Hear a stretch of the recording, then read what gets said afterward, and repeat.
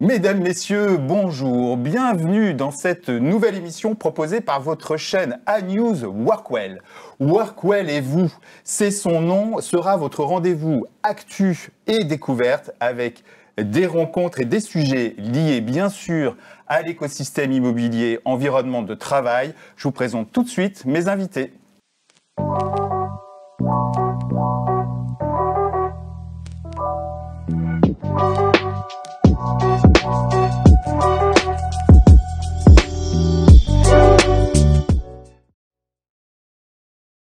Et dans ce premier numéro, j'ai choisi de vous faire découvrir deux associations. Surface Plus Utile avec sa cofondatrice Aurélie Dedon. Aurélie, bonjour. Bonjour Lionel. Bienvenue. Merci. Et les Bureaux du Cœur avec Kinda Garman. Bonjour Kinda. Bonjour Lionel. Bienvenue Merci. également. Merci d'avoir accepté mon invitation, directrice générale des Bureaux du Cœur. Et j'ai également invité deux personnalités à partager leurs actus et coups de cœur du moment. Je vous les présente. Chantal Garnier, ambassadrice et partenaire marketing, innovation et future of work. Bonjour Chantal. Bonjour Lionel. L'ai-je bien dit? Ouais. Bien. Bienvenue. Alors Chantal, évidemment, l'innovation, notamment dans les modes et les lieux de travail, c'est vraiment ton domaine d'expertise, on peut dire ta passion. Oui. Hein. Tu visites énormément de lieux de travail, tu édites une newsletter Innovation and Future of Work sur LinkedIn et tu accompagnes des clients d'ailleurs sur ces sujets. Tu nous parleras de tes récentes visites et de tes coups de cœur du moment et nous t'en remercions par avance.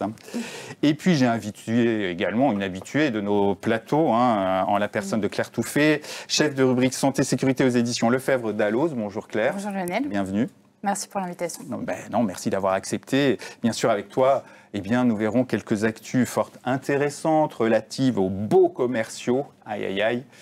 Nous parlerons notamment révision de loyer, remise en état à la sortie du bail. Ce sont deux sujets qui sont très sensibles, très suivis par les directeurs immobiliers environnement travail. Tu as également repéré une étude sur le bilan énergétique du télétravail associé à la fermeture des bureaux.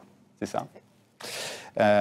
Parfait. Alors vous savez qu'il y a quand même pas mal de débats d'ailleurs sur ce sujet. Est-ce qu'il y a vraiment économie d'énergie ou pas?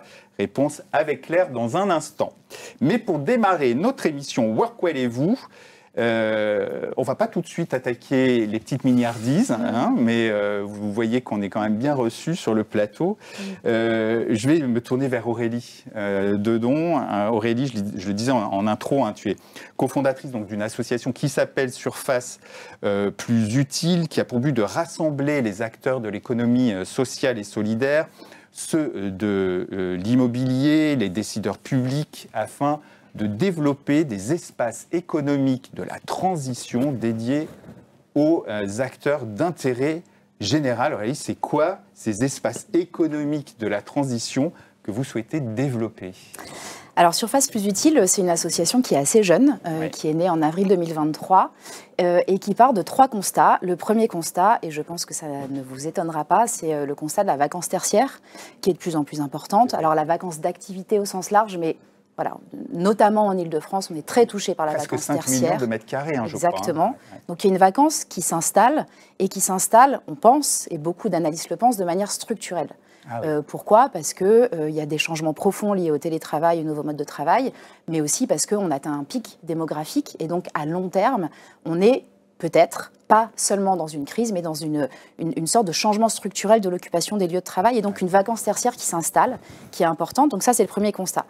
Deuxième constat, on a un écosystème, donc on appelle les acteurs de l'économie sociale et solidaire, qui n'est pas un secteur d'activité, c'est ça qui est un peu complexe, c'est plutôt un statut, ou c'est plutôt une manière de s'engager. Donc ce sont des acteurs qui ont dans leur modèle économique à la fois l'enjeu d'avoir un impact social et environnemental fort, mais aussi d'avoir un modèle économique. Ce sont des acteurs qui ont quand même une réalité économique. C'est un secteur qui aujourd'hui représente 10% du PIB en France. C'est loin d'être anodin. 14% des emplois. Donc c'est vraiment un secteur qui est plus qu'émergent, qui se développe, qui par ailleurs est très aidé, que ce soit par l'Union européenne, par le gouvernement français aussi. Il y a un vrai enjeu à préserver ces acteurs, qui sont les acteurs qui vont nous aider à affronter les grandes transitions environnementales et sociétales qui arrivent, et donc sur lesquelles on veut compter. Et puis troisième élément, justement, c'est ces territoires, ces collectivités, ces acteurs publics qui ont vocation et qui ont intérêt à préserver ces acteurs de l'économie sociale et solidaire sur leur territoire, parce que ce sont des acteurs qui réellement contribuent au développement des territoires, à la cohésion sur les territoires, qui répondent à des besoins sociaux et environnementaux qui sont importants.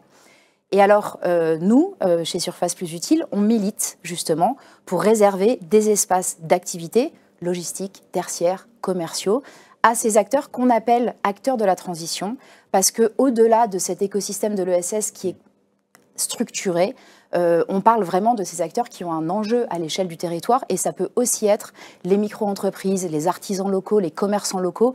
Donc on essaye aussi d'avoir une acceptation large du terme, des acteurs, voilà, des acteurs de la transition, de l'économie sociale et solidaire. Et donc voilà, on milite pour préserver des espaces économiques de la transition. Oui, ça allait être ma question. C'est quoi les acteurs de l'économie sociale et solidaire? On a tous en tête, je ne sais pas, la petite supérette solidaire, des choses comme ça qu'on a vues dans certains programmes récemment, mais ça va bien au-delà, j'imagine. Oui, en fait, c'est ça qui est intéressant, c'est que c'est finalement pas un secteur d'activité, donc ça peut être, on réfléchit aujourd'hui aussi à ces acteurs de la transition dans le monde industriel, dans la réindustrialisation. Ouais. C'est aussi le réemploi, c'est aussi l'économie circulaire, c'est tous ces acteurs de l'insertion par l'activité économique. Voilà, ce sont des associations, des fondations, des coopératives, mais aussi des entreprises entre guillemets classiques, mais qui sont labellisés ESUS, donc d'utilité sociale par l'État français. Alors tu me disais aussi qu'ils avaient des besoins particuliers, besoin forcément de loyers peut-être modérés, besoin aussi souvent de sortir d'une occupation qui est un peu temporaire souvent, et puis de locaux commerciaux qui soient spécifiques pour eux, à utilité sociale entre guillemets. Du coup, quelles sont vos actions exactement pour les aider, pour les encourager ? Alors donc nous, on a construit l'association Surface Plus Utile sur ces constats dont j'ai parlé. On l'a construite autour d'un premier enjeu qui est de créer un espace de dialogue et de rencontre entre les acteurs de l'ESS, les acteurs de l'immobilier et investisseurs de l'immobilier, promoteurs, foncières, investisseurs, les acteurs publics, les territoires. Et donc ça, ce sont les 3 collèges de l'association. Et vraiment l'enjeu, le premier enjeu, même s'il paraît peut-être évident, c'est de créer des liens, de faire que ces acteurs se rencontrent et qu'il n'y ait plus d'a priori entre les acteurs de l'immobilier et les acteurs de l'ESS. Ça, c'est une première chose. Ouais. La deuxième chose pour laquelle on milite, on constitue ces collèges comme une association de plaidoyer. Donc on porte un plaidoyer, on porte une conviction, et donc notre premier enjeu, c'est de donner une existence à ces acteurs de la transition et aux espaces économiques de la transition, qui soient vraiment reconnus, et leur donner une existence, c'est leur donner un statut spécifique, et c'est donc derrière, et c'est pour ça qu'on va militer aujourd'hui et demain avec nos membres, c'est leur donner aussi des leviers de développement et un accompagnement. Alors après, est-ce que ce sera un accompagnement via la fiscalité, la réglementation, via la subvention ? Tout est aujourd'hui spécifique, en tout cas. Mais en tout cas, voilà, le fait de les identifier, de leur donner un statut, c'est aussi pour flécher quelque part une aide pour ces acteurs-là.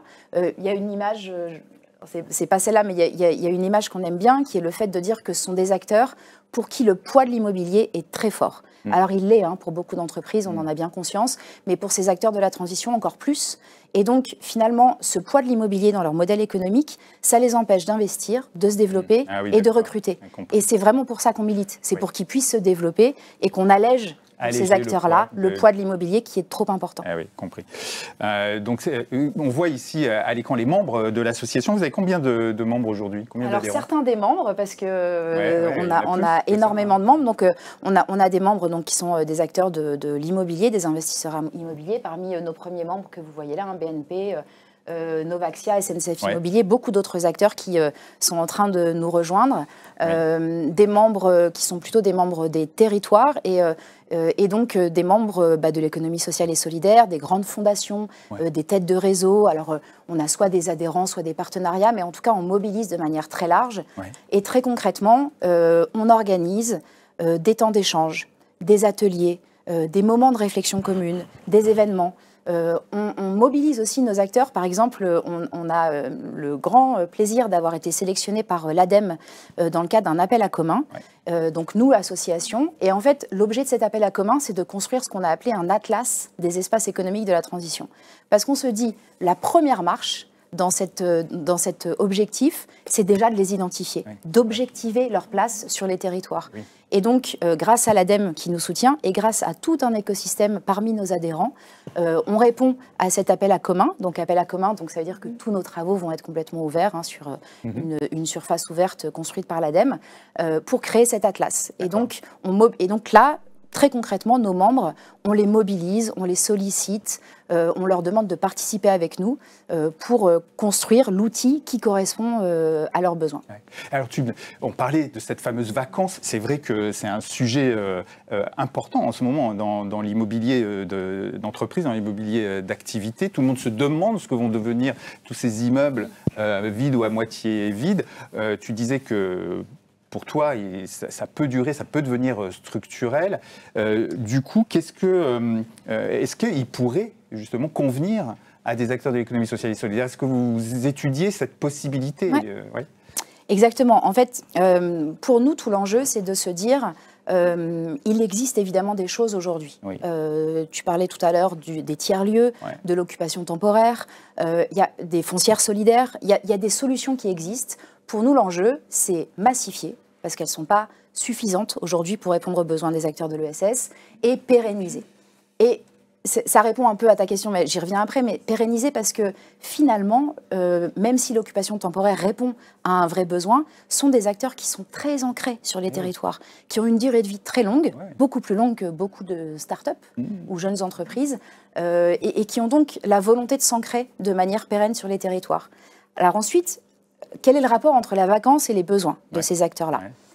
Il y a deux manières de répondre. Alors déjà, te dire que ça fait aussi partie des actions qu'on mène avec Surface Plus Utile. Et donc, on mène des études, des expérimentations. Voilà, on se mobilise parce qu'on veut très concrètement comprendre quelle est la vacance et est-ce qu'elle correspond aux acteurs de l'ESS. Et si elle correspond, qu'est-ce qu'il faut mettre en place pour faciliter leur intégration? Qui doit intervenir, la collectivité, à quel niveau, etc. Donc ça, on mène des actions concrètes, dont une avec l'EPT de Grand Orly-Seine-Bièvre, avec le territoire avec lequel on travaille aujourd'hui. Qu'est-ce qu'on constate? Il y a une première réponse, mais qui est trop facile, qui est que l'ESS étant tellement vaste, en réalité, ils ont besoin de tout type d'espace. Donc, à la fois logistique, stockage, atelier, bureaux. Il y a aussi des grandes associations de l'ESS qui ont besoin de bureaux, peut-être de 5 000 m² de bureaux. Voilà, donc potentiellement, il n'y a pas vraiment d'adaptation à avoir par rapport à un immobilier qui existe déjà aujourd'hui. Donc ça, c'est la première chose. Qu'est-ce qu'il faut faciliter pour ces acteurs-là? C'est leur accès à cet immobilier. Et donc, c'est parfois un tiers de confiance qui garantit le fait qu'ils seront capables de payer un loyer. C'est peut-être les aider sur un loyer modéré au début, parce qu'ils ont besoin de se développer et progressivement de passer à l'échelle, mais pour un temps. On constate aussi que ce sont des acteurs qui ont peut-être moins de facilité à payer un loyer complet et ont plus l'habitude de travailler en écosystème et donc peuvent partager des espaces. Et donc, voilà. Se regrouper et donc intégrer des espaces communs et partager leurs expériences. Voilà. Compris. Super. Bravo. On peut adhérer, comment on fait si on veut adhérer à Surface Plus Utile? Alors, évidemment, on accueille tous les adhérents individuels ou entreprises. Donc, on a un site internet que vous allez peut-être voir, sur lequel... surfaceplusutile.com. Voilà, exactement.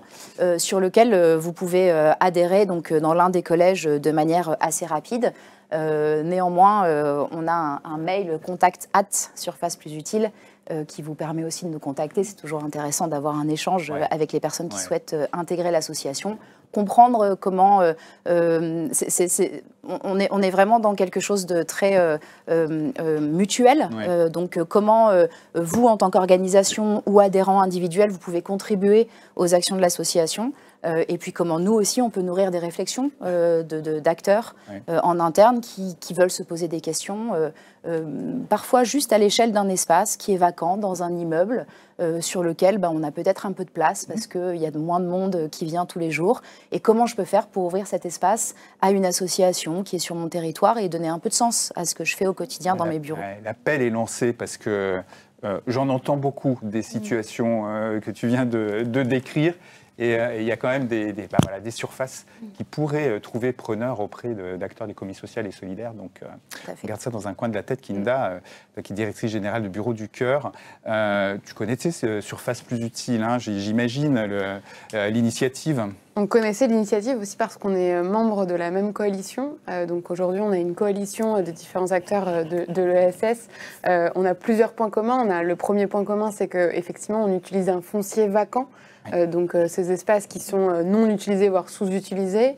On réunit des publics, finalement, c'est ce que fait Surface Plus Utile, c'est ce qu'on fait aussi nous, les Bureaux du Cœur, en mélangeant des populations. Bah oui. Et en fait, effectivement, dans cette coalition, l'objectif, c'est qu'on n'a pas forcément de...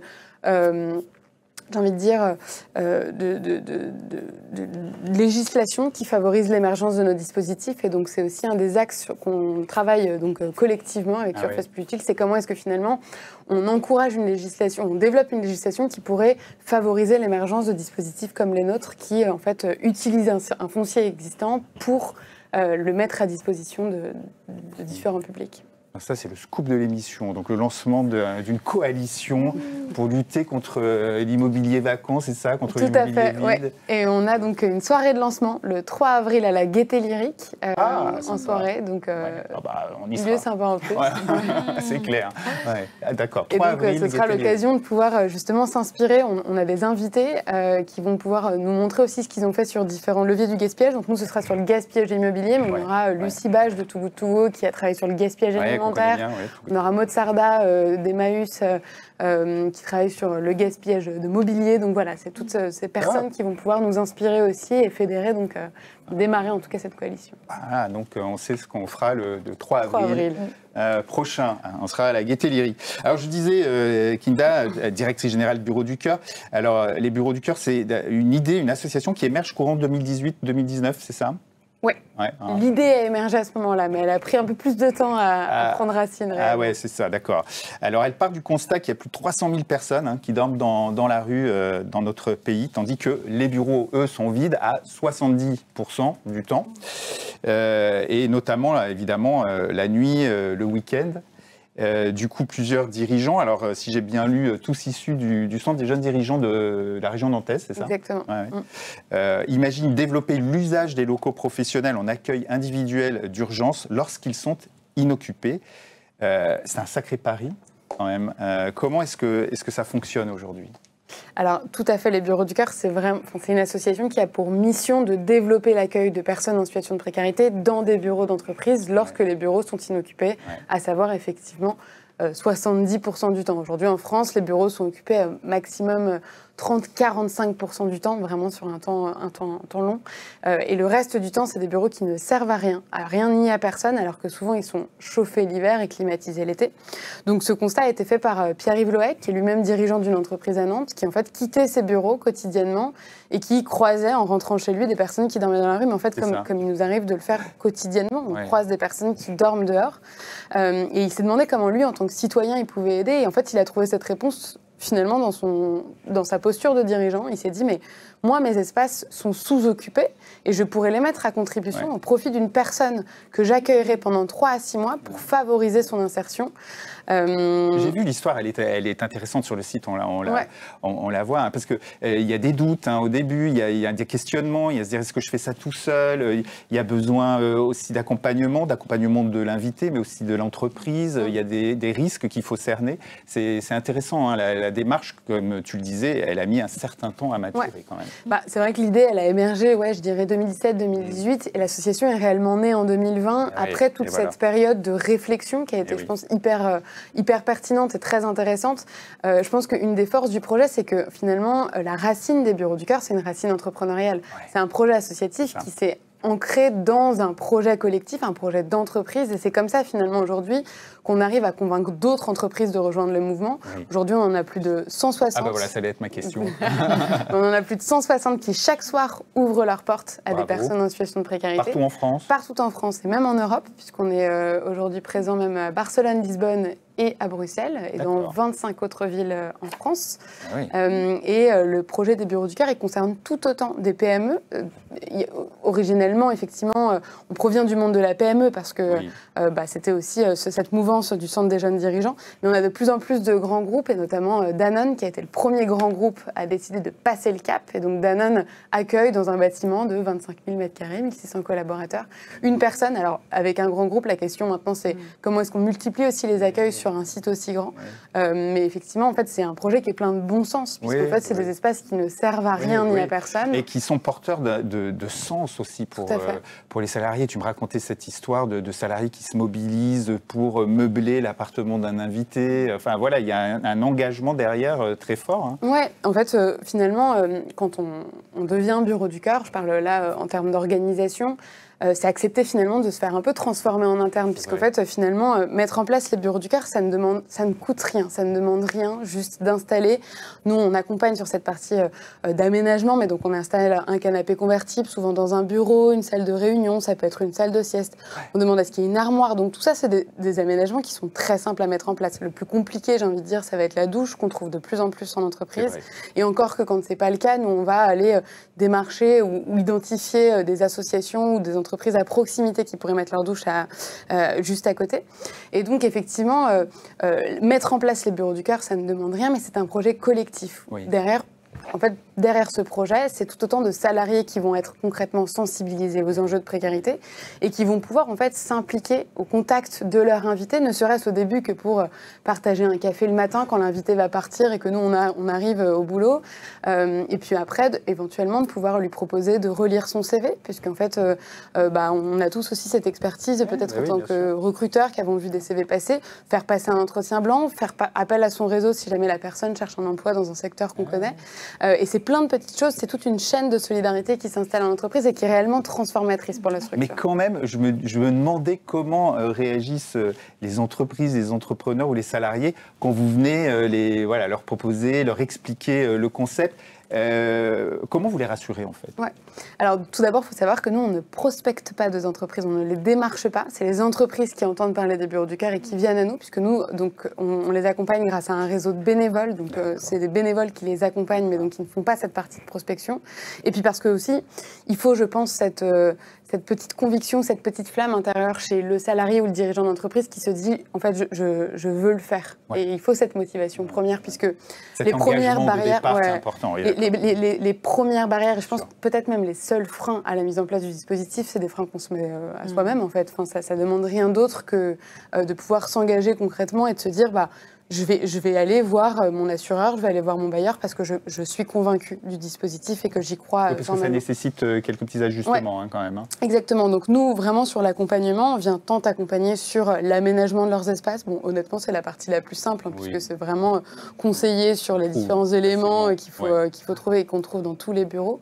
Et puis ensuite, on accompagne sur la partie juridique, puisqu'on demande à ce que le projet soit couvert par une assurance pour ne prendre aucun risque, tant pour l'entreprise que pour l'invité. Et ça, on a d'ailleurs AXA, qui a été la première assurance à nous suivre, qui a créé la clause Bureau du Cœur. Donc toutes les entreprises qui sont assurées chez AXA, aujourd'hui, peuvent demander à ajouter cette clause et seront couvertes dans le cadre de la mise en place des Bureaux du Cœur. C'est quelque chose d'assez... Clause Bureau du Cœur. Ça claque, hein. Oui, j'aime bien ça. Et ensuite, il y a la partie bailleur. Effectivement, il faut aussi que le bailleur accepte la mise en place du dispositif. Donc c'est sur tous ces éléments qu'on accompagne. Et puis enfin, sur comment est-ce qu'on fait adhérer aussi au collectif ce projet, c'est un élément important. Comment est-ce que finalement les salariés prennent cette posture d'accompagner l'invité ou du moins de réussir à l'accueillir pour en fait éviter de le stigmatiser, pour encourager son insertion. Alors les personnes, les profils des personnes qui sont accueillies, que vous appelez des invités, j'aime bien le terme. Vous êtes aussi là, accompagné par des structures qui aussi, finalement, proposent les personnes qui vont être accueillies, les invités.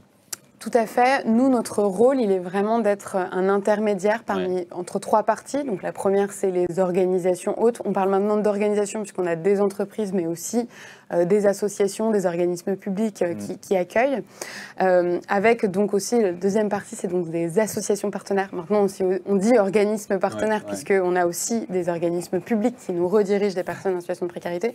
Et ce sont ces structures qui, effectivement, identifient une personne selon un certain nombre de critères qu'on a déterminés avec elles et qui vont nous rediriger des personnes qu'elles suivent et qu'elles accompagnent, qu'elles connaissent donc aussi, avec lesquelles donc, on a déjà ce premier filtre passé.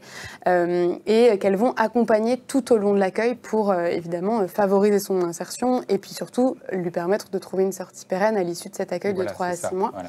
Et donc le dernier parti, c'est l'invité. Nous, c'est un terme auquel on tient beaucoup, puisque en fait, au même titre que, je sais pas, Lionel, tu m'invites chez toi, tu vas pas me demander de faire la vaisselle, là c'est pareil. On ne demande aucune contrepartie à l'invité qui n'a juste à finalement profiter des espaces, profiter d'être là pour se reposer et se concentrer sur son projet. Pour une fois, ça tourne autour de lui et ça, c'est ça qui permet de se reconstruire aussi et d'avancer.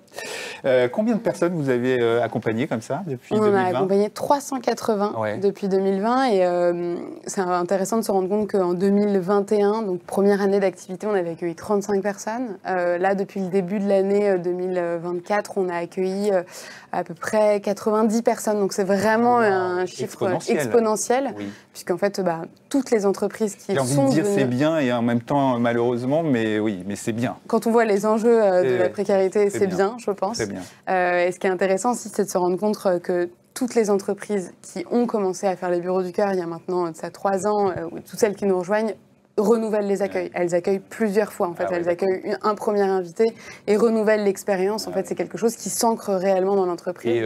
Et ça se termine toujours bien. Vous réussissez à atteindre vos objectifs à la fin. Dans 90% des cas, on a une sortie positive, donc une sortie qui est stabilisée à l'issue de l'accueil Bureau du Cœur et qui a été choisie par l'invité. Donc, effectivement, c'est... Avec quelques belles histoires, j'imagine. On a des très belles histoires. D'ailleurs, on voyait à l'écran Alain. On a vu Alain. Alain, qui était un invité Axonéo, et en fait, Axonéo, c'est une entreprise à Lille qui, je pense, s'est sentie complètement presque dépassée par cette belle histoire où c'est tellement de petites choses qui se sont mises en place dans l'entreprise qui l'ont réellement transformée. Mais c'est vrai qu'Alain, c'est quelqu'un qui a eu un parcours de vie très difficile, comme beaucoup des invités qu'on accueille, qui a créé un lien très fort avec les salariés d'entreprise. Et effectivement, on le mentionnait, à la sortie quand il a eu son logement social, c'est le dirigeant d'entreprise qui me racontait ça il n'y a pas longtemps, qui me disait qu'effectivement, il y avait 5-6 salariés qui avaient demandé à avoir leur journée. Donc c'est l'entreprise qui a offert la journée à leurs salariés et qui a loué un camion pour qu'on puisse déménager Alain.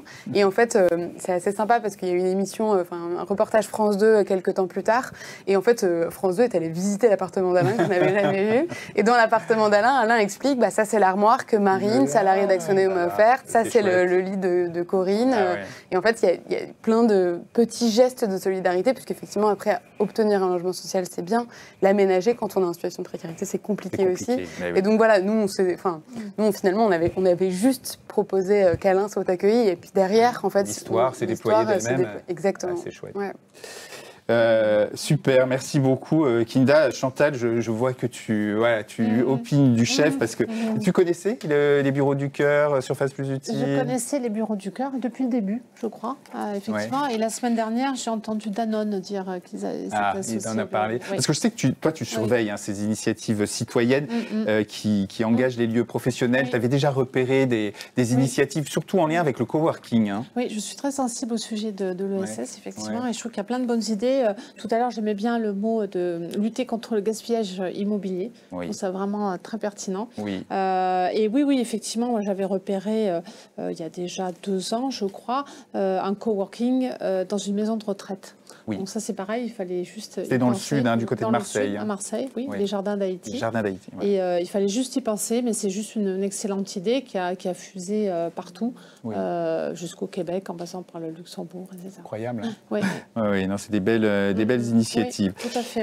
Alors, tiens, Chantal, puisqu'on parle découverte et belles découvertes, passons à ta chronique Future of Work. Merci. Si tu le veux bien, qu'as-tu déniché pour nous pour cette émission ? De quoi vas-tu nous parler ? Alors, au mois de mars, donc, le lancement du livre d'Alexandre Désinard, La Vision m'a tué. Oui. J'aimerais aussi vous parler de ma découverte des nouveaux bureaux de Cisco, près du Champs-Élysées. Et pour terminer, deux projets d'intelligence artificielle, parce qu'on en parle beaucoup, l'intelligence artificielle, mais concrètement, qu'est-ce que ça donne, voilà, qu'est-ce que ça peut faire opérationnellement. Super, joli programme. Alors, on démarre avec ce nouvel ouvrage là, que tu nous as montré rapidement, d'Alexandre Désinard. Alexandre Désinard, c'est celui qui avait publié l'Open Space m'a tué, pour ceux qui s'en souviennent, parce que ça commence à, je ne sais pas, c'était une dizaine d'années. Plus que ça, d'accord, ok. Plus de 15 ans. Plus de 15 ans, ça ne vous rajeunit pas. Non, pas du tout. Très bien. C'est ce que je me disais en revoyant la date. Oui, j'ai eu l'opportunité d'aller au lancement de ce livre qui était dans une librairie. Donc, il nous rappelait quand même qu'il en est au 3e. Alors, lui, il appelle ça les m'a tué. C'est la série des m'a tué. Oui, parce qu'il a fait aussi, entre-temps, Facebook l'avait tué aussi. Et en tout cas, l'Open Space m'a tué avait été c'est ce qui a lancé la notoriété d'Alexandre, qui excelle dans l'humour. C'est très décalé, c'est jubilatoire. En fait, il égratigne un petit peu le télétravail et les outils collaboratifs pour travailler à distance. Mais c'est 21 petites scénettes dans lesquelles tout le monde se retrouvera. Moi, j'avais bien aimé celle des tracances. Dans les tracances, c'est la contraction entre travail et vacances. Donc, c'est le fait qu'on va aller... on va étendre un séjour soit avant, soit après de vacances pour travailler. Parce qu'on dit, finalement, à distance, je peux faire une visio, etc. Et donc, c'est une petite scénette montre comment un couple a pourri ses vacances avec le mari qui apporte son ordinateur et qui, dès 9h le matin, fait sa visio en vociférant chut, surtout ne faites pas de bruit, sors de là, moi j'y vais. Enfin bref, donc il a été assez épouvantable. Voilà. Donc, c'est de nouvelles scènes de vie. C'est basé sur du vécu. Alors, Alexandre dit qu'il basé sur la scène de vie réelle. Anthropologue des open space, et t'en parlera mieux, je crois que tu vas l'inviter bientôt. Voilà, lui, c'est vraiment de l'observation, c'est du vécu, c'est de l'interview. Il parle de désynchronisation générale. C'est quoi la désynchronisation? C'était la conclusion. On était très nombreux à ce lancement et nous a fait comme une petite conférence. C'était vraiment très intéressant. Pour conclure à la fin, accordons-nous sur le fait qu'on est un peu dans la désynchronisation générale, c'est-à-dire un peu la pagaille. Voilà, donc, mais le message qu'il a fait passer, c'est de dire on ne reviendra pas en arrière. A priori, il y a eu des chiffres qui sont sortis. À peu près la moitié des cadres démissionneraient si leur entreprise leur enlevait le télétravail. En tout cas, c'est assez fort comme déclaration. Donc, on ne va pas revenir en arrière. Il faut faire avec, mais il faut, le message qu'il faisait passer, il faut vraiment réétudier les nouvelles façons de travailler et les prendre très au sérieux. Voilà. On est tous sortis. Donc tu nous recommandes, quoi qu'il en soit, la lecture. Oui, ça se lit très facilement. D'accord. Petite scénette par petite scénette pour sourire. Alors, autre chose, tu as visité le Collaboration Center de Cisco. Alors là, on va passer dans le Future of Work. En fait, est-ce qu'on passe vraiment dans le Future of Work? Parce que ce Collaboration Center de Cisco, il est rue de Washington, à Paris, et dans un bel immeuble haussmannien. Oui, tout à fait. Enfin, alors, on est à la fois dans le passé et dans, j'allais dire, l'hyper-futur, tu vas voir. Dans le passé, parce qu'en fait, c'est une fusion architecturale entre des immeubles neufs, haussmanniens, effectivement, et moi, ce qui m'a particulièrement plu, un hôtel particulier. Un hôtel particulier qui date de 1820. Alors, on m'a vaguement dit, effectivement, quand j'étais sur place... Oui, c'est lié à Napoléon, mais sans plus de précision. Alors, comme moi, j'adore l'histoire et Napoléon en particulier, donc je me suis intéressée, mais qui a vécu là? Enfin, même il y a quelqu'un qui l'a fait construire pour lui en 1820, et cette personne, c'est un des orfèvres de Napoléon Ier. Donc, c'est Jean-Baptiste Claude Audiot.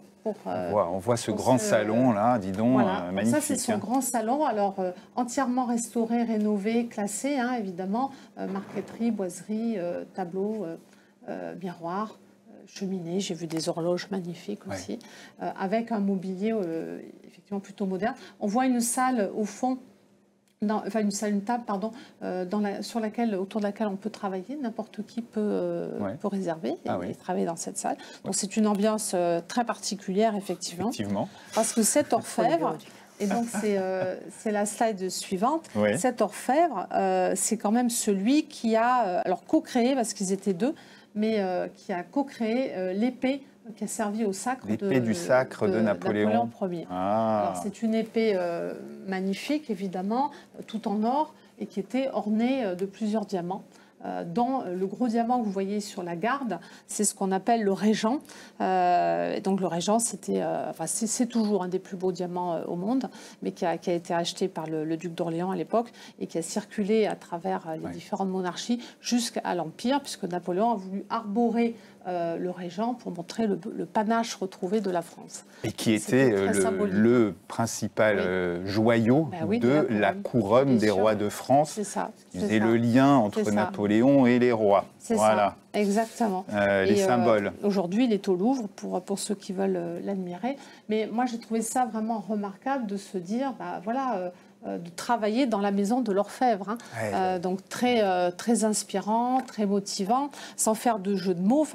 Pour moi, ça pousse à un travail d'orfèvre, justement, à l'excellence, à la rigueur, la précision. Donc je trouve que pour une entreprise tech comme Cisco, mine de rien, c'est eux qui font tout l'Internet. C'est ça qui est étonnant, c'est que Cisco, on les connaît pour les systèmes de visioconférence. Il y a déjà bien une dizaine d'années, voire une quinzaine d'années, peut-être plus même, qui sont sur ces systèmes-là. Ils sont aujourd'hui, d'ailleurs, très en avance sur certains sujets. Et leur Collaboration Center se trouve dans un bel immeuble haussmannien. Donc, très ancré dans le passé, et dans l'excellence en l'occurrence.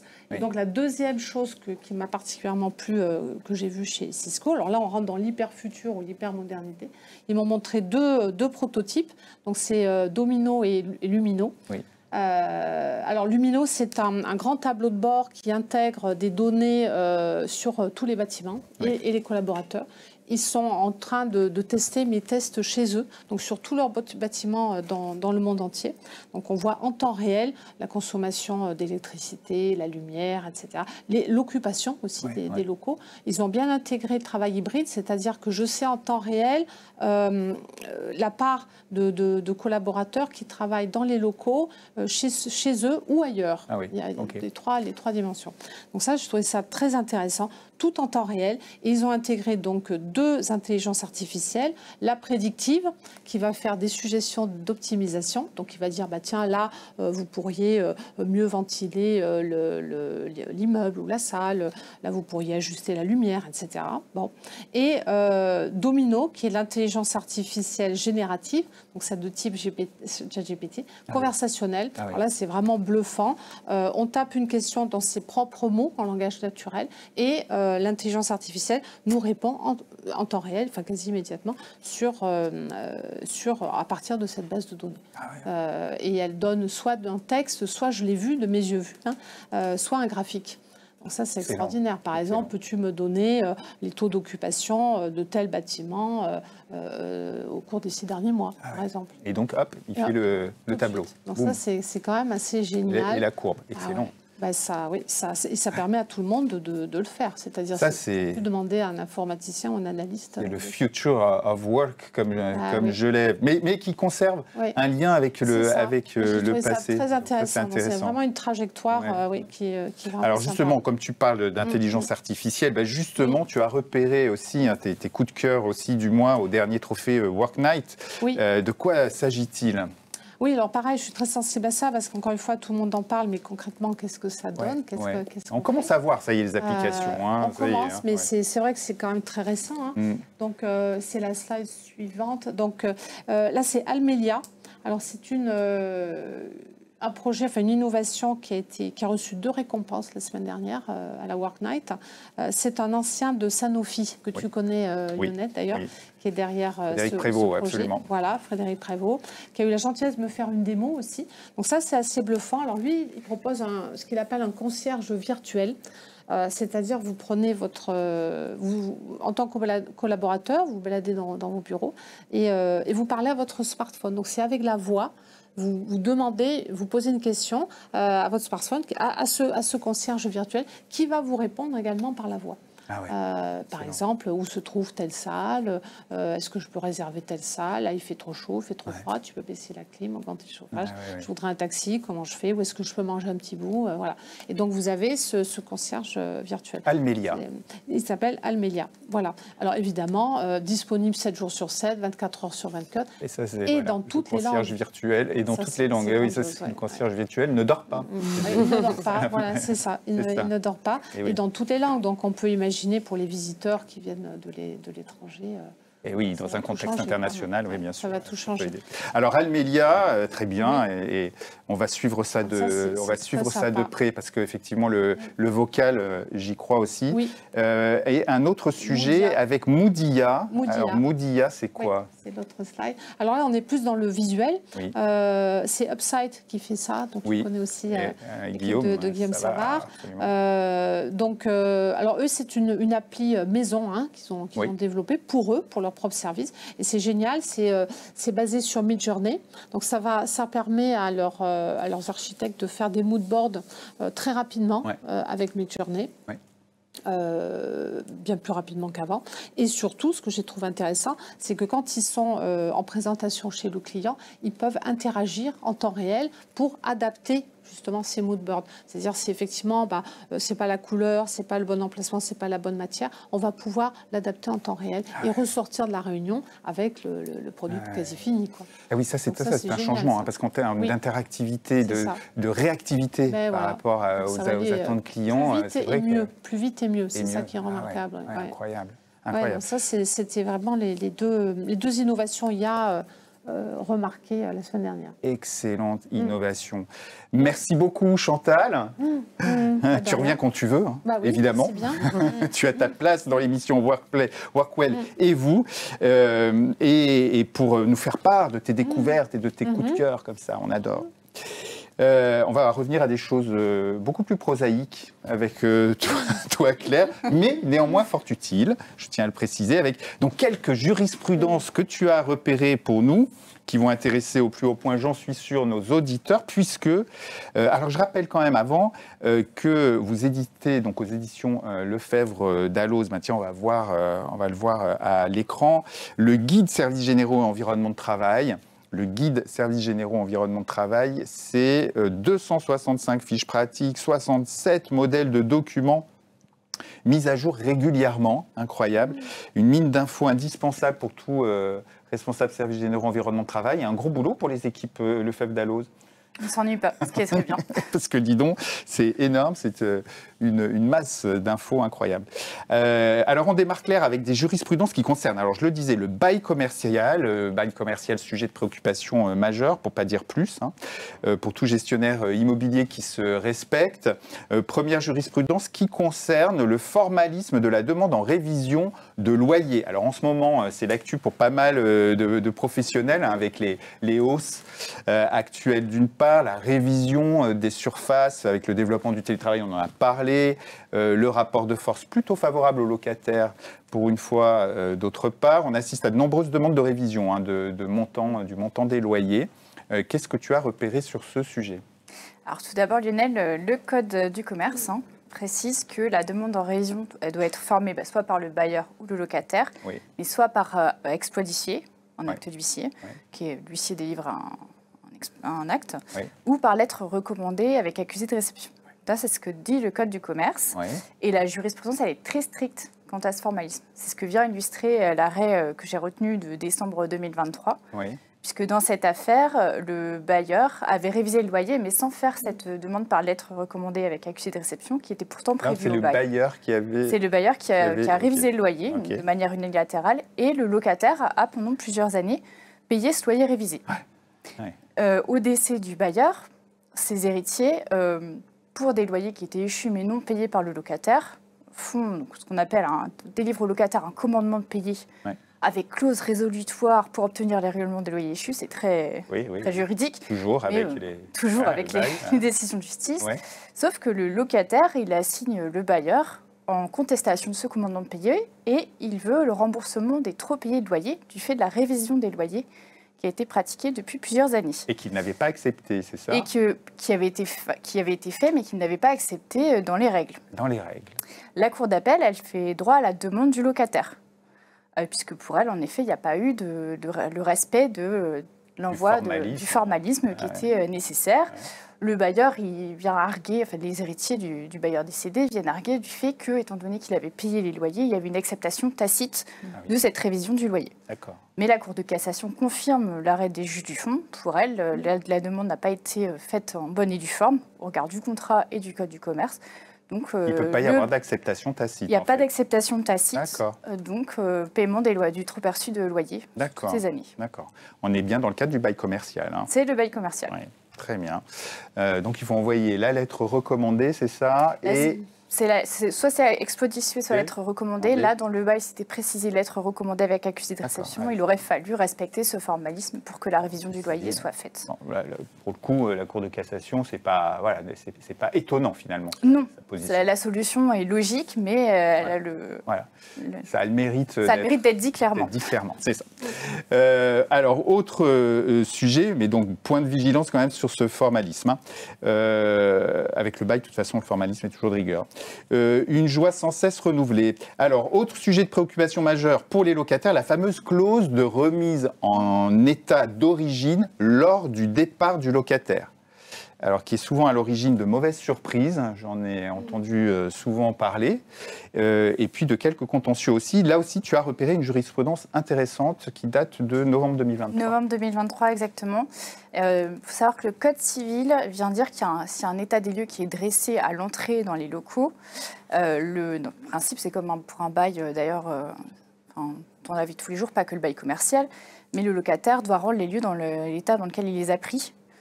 Sauf pour ce qui a péri ou a été dégradé par vétusté ou force majeure. Cette précision est importante. Et l'article 1755 du Code civil, lui, vient dire que les réparations réputées locatives ne sont pas à la charge du locataire quand elles sont occasionnées que par la vétusté et la force majeure également. Et ces deux articles à mettre ensemble. Par contre, ils ne sont pas d'ordre public, c'est-à-dire que dans un bail commercial, on peut y déroger. C'est par clause précise, les parties pourraient y déroger. Ça pourrait être prévu dans Dans l'affaire qui nous occupe, il y a une clause dite d'amélioration d'un contrat de bail commercial où tous les travaux réalisés par le locataire restent la propriété du bailleur, mais le bailleur peut demander à ce que le locataire, à ses frais, remette les lieux dans l'état primitif. C'est un peu classique, ça on le retrouve classiquement. C'est classique, ça se retrouve très classiquement dans le bail commercial. Donc, à l'expiration du bail, le bailleur réclame le paiement des travaux, mais le locataire, lui, avance la vétusté des locaux. Ce qui n'est pas entendu par la Cour d'appel, ne prennent pas en compte la vétusté. Sauf que la Cour de cassation, justement sur cet article 1730 du Code civil, vient indiquer que si ce n'est pas expressément écarté, la vétusté, il doit y avoir un abattement, même si le locataire doit payer ses travaux, il doit y avoir un abattement sur la vétusté, sur le prix des travaux. D'accord. Si ça avait été prévu, potentiellement, il aurait dû payer tous les travaux. L'intégralité et vétusté comprises. Mais là, sans clause express, il ne les paye pas. D'accord. Sachant que c'est un petit peu limité, cette jurisprudence, parce que depuis 2014, la liberté des parties, elle est limitée. Parce qu'en fait, souvent, les bailleurs essayent de mettre beaucoup de réparations à la charge du locataire. Un maximum même. Et en fait, c'est très ciblé par rapport aux grosses réparations qui ne restent que pour le bailleur. C'est précisé par le Code du commerce. Il ne peut pas mettre les grosses réparations telles que des couvertures, gros œuvres, poutres. Ça reste à la charge du bailleur. D'accord. Donc s'il y avait une vétusté liée à ces grosses réparations, on ne pourrait pas la mettre, même par clause express, à la charge du locataire. D'accord. Donc hormis les gros travaux, le reste, si ce n'est pas expressément indiqué dans le bail, il y a une décote pour vétusté dans les travaux de remise en état. Sur la vétusté, en tout cas. Ouais. Et il précise la décote, le montant de la décote. C'est pas précisé dans l'arrêt, mais du coup, ça va être rejugé. Comme la cour d'appel, pour elle, il n'y avait pas à lui prendre en compte la vétusté, ça va repartir devant une autre cour d'appel pour rejuger l'affaire. Ce sera là qu'il y aura plus spécifiquement une décote faite pour la vétusté. Alors, ça éclaircit un petit peu le sujet. mais je subodore qu'il va encore y avoir quelques petits contentieux et qu'il va quand même falloir s'interroger sur le périmètre des dégradations dues à la vétusté quand même. Le périmètre et le montant, bon, ok. Sûrement d'autres épisodes à venir, mais évidemment, tu pourras revenir. On termine avec un sujet qui a beaucoup fait parler l'année dernière, au moment de la sobriété énergétique. Vous vous en souvenez peut-être de cette fameuse sobriété énergétique. Un petit peu comme les punaises de lit, on en a beaucoup parlé pendant un petit moment, et puis hop, passer à autre chose.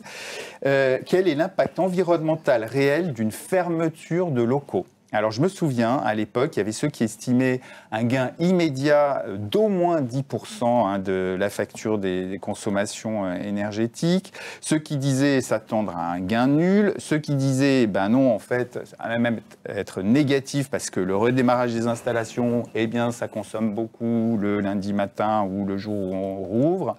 Et puis parce que les consommations sont reportées finalement sur le domicile des collaborateurs qui souvent sont moins bien isolés que les locaux professionnels.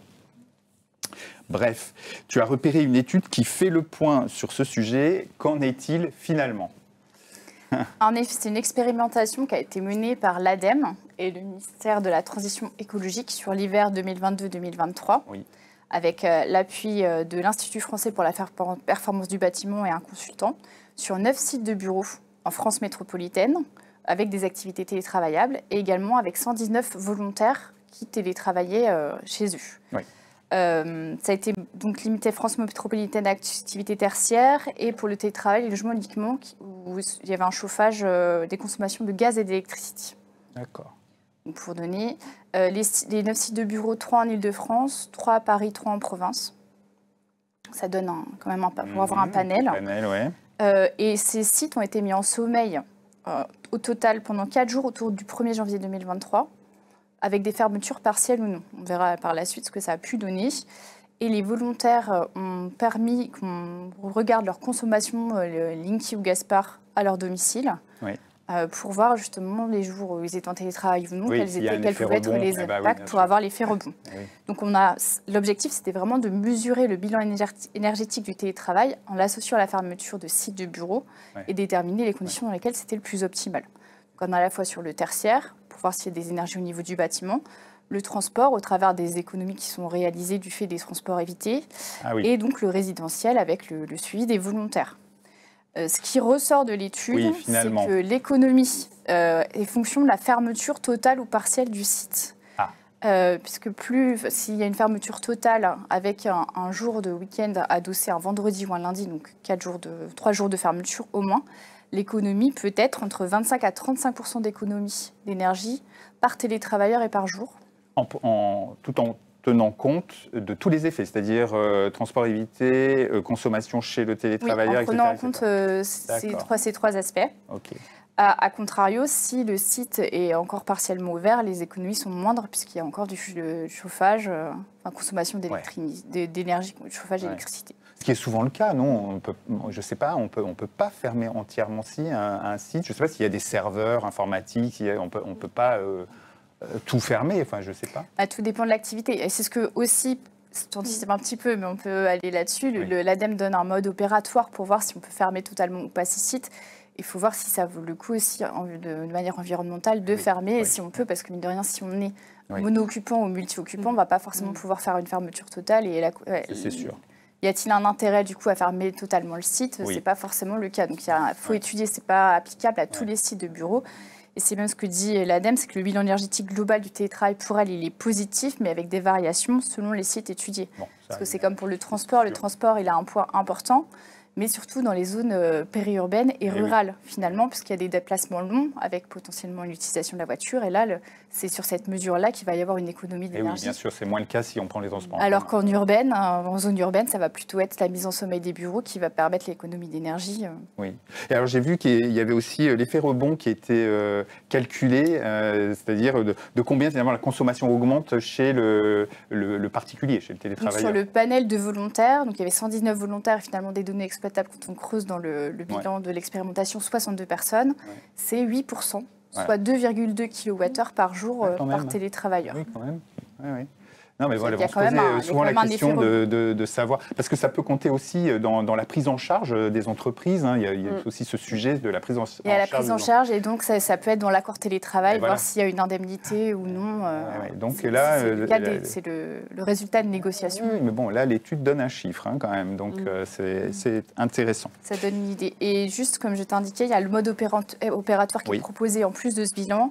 Et ce qui est intéressant, c'est aussi, elle indique des pistes pour les organisations pour s'engager encore plus dans la sobriété énergétique. Et ça peut rejoindre un petit peu ce que Chantal disait avec Cisco sur regarder la consommation sur les sites, puisqu'en fait, elle permet aussi, elle dit que les collaborateurs, on peut les aider à réaliser des économies d'énergie à leur domicile, notamment sur le pilotage des petits équipements. Donc on voit un petit peu ce côté, les mesures à mettre en place chez le télétravailleur, et ce qu'on sait aussi, ne serait-ce que sensibiliser aux éco-gestes sur le lieu de travail, qui fait qu'on va aussi être sensibilisé chez soi. Et donc tout ça va dans le sens de la sobriété énergétique vertueuse. Compris, merci beaucoup Claire. C'est plutôt un argument pour les tenants de la semaine de 4 jours finalement, hein, cette fameuse semaine de 4 jours. On en parle. Voilà. Par contre, ça ne va pas tellement dans le sens de l'action des bureaux du cœur, la nuit, le week-end. Ils vous en parlent éventuellement, les entreprises? Non, c'est très marginal, parce qu'effectivement, ça va être l'espace nuit qui va être chauffé, qui est un espace qui est fermé, c'est une pièce. Donc c'est très marginal par rapport au... Nous, la taille moyenne des bureaux qui accueillent, c'est plusieurs centaines de mètres carrés. Donc voilà, là, on chauffe un espace de 5 à 12 mètres carrés. Ça reste quand même assez anodin par rapport à la facture globale de consommation de l'entreprise. Ouais, c'est indolore. Mais c'est jamais un sujet, de toute façon. Jamais. Bon, tant mieux. Allez, merci beaucoup, donc Claire. Merci Aurélie et Chantal. Voilà, merci également Kinda. Un plateau 100% féminin, hein, vous l'aurez noté pour cette première émission de votre talk show consacré à l'actualité et à l'innovation de l'écosystème immobilier, environnement de travail. Voilà, Workwell et vous, c'est terminé. Avant de déguster les petites mini-hardies qui nous font de l'œil, hein, qui font des petits clins d'œil là, hein, depuis un moment, eh bien, il me reste à vous souhaiter une bonne soirée ou un bon après-midi, une bonne fin de journée. Peu importe, j'espère en tout cas que l'émission vous aura plu. On se retrouve très bientôt pour une nouvelle émission. D'ici là, portez-vous bien. À bientôt.